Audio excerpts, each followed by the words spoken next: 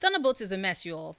It's an hilarious mess, an audacious mess, a silly mess. It's Marvel going back to its root of not taking itself seriously with its ensemble movies, and I kind of liked it. I really did. What can I say? I miss the silliness of the MCU, and Thunderbolts delivered in spades. Also, it has Bucky being cool, and I'm always down for that. Now, for those who have absolutely no idea what this movie is about, it introduces the Thunderbolts, a group of criminals and anti heroes who band together to do what we kind of expect of them in a Marvel Cinematic Universe movie. They save the world.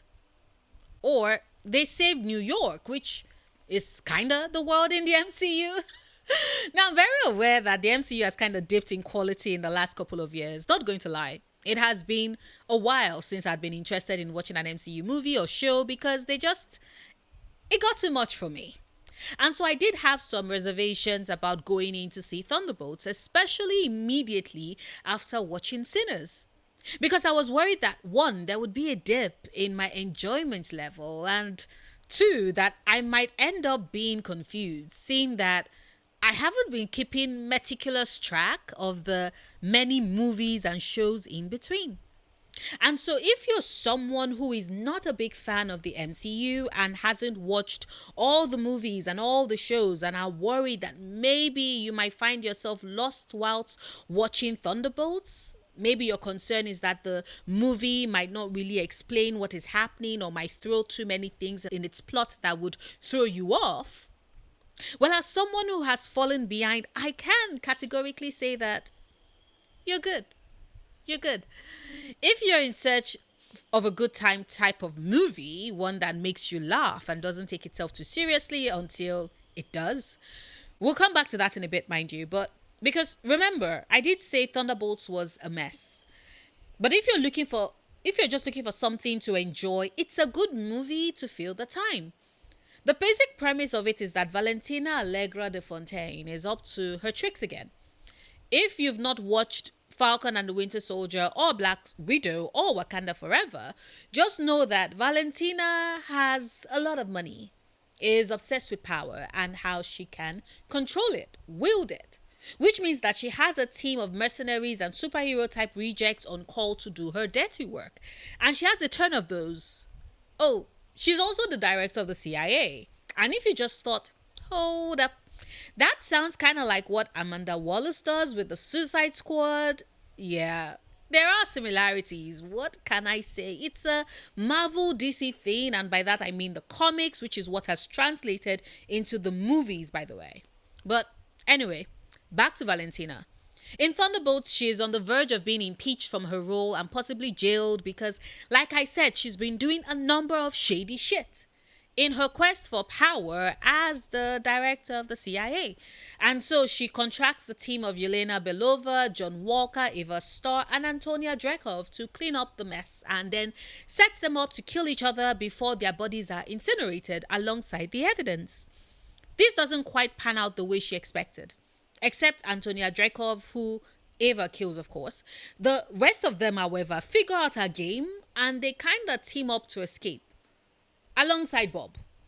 Events happen, Bob is separated from the group, and Valentina realizes that, oh boy, Bob is a viable survivor of her experimentations for the Sentry Project, and he becomes Sentry, who is meant to have all the powers of the Avengers rolled into one, but actually his powers exceed them, as does his ego, which is saying a lot considering Tony Stark was an Avenger, so you get my drift.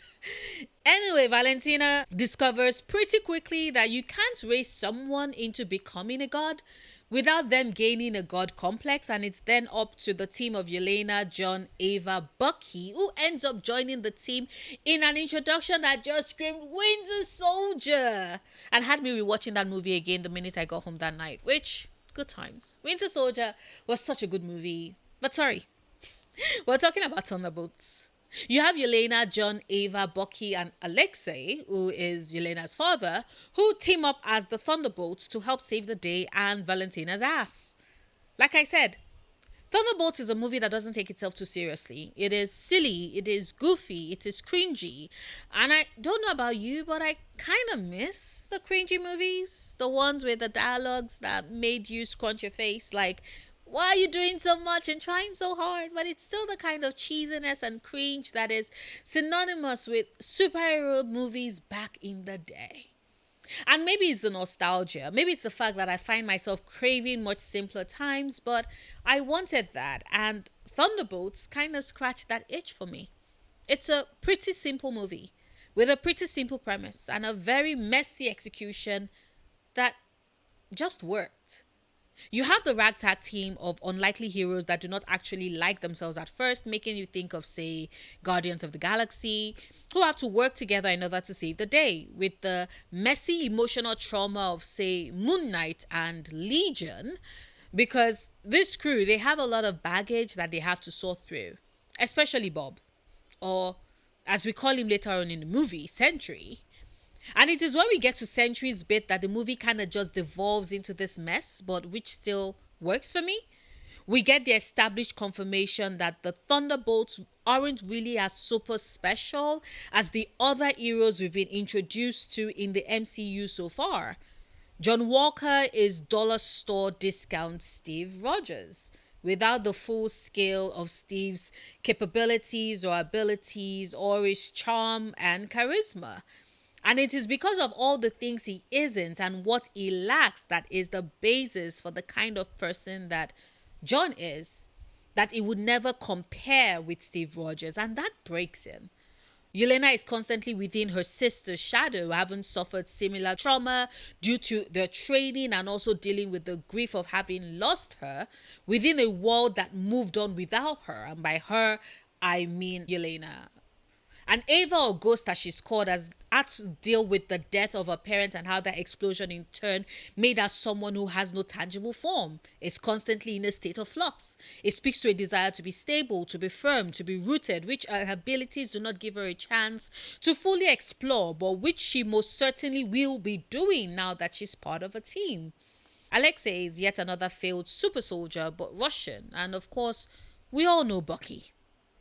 These characters don't have the strength to take on a being as powerful as Sentry, and most certainly could not come close when he became the Void, which is why the latter part of the movie seemed a rush mess. I mean, I was more invested in their relationship when they were trying to escape the trapped facility at the start, because I am a big fan of ensemble movies, and a disparate group of anti-heroes being forced to work together is my jam.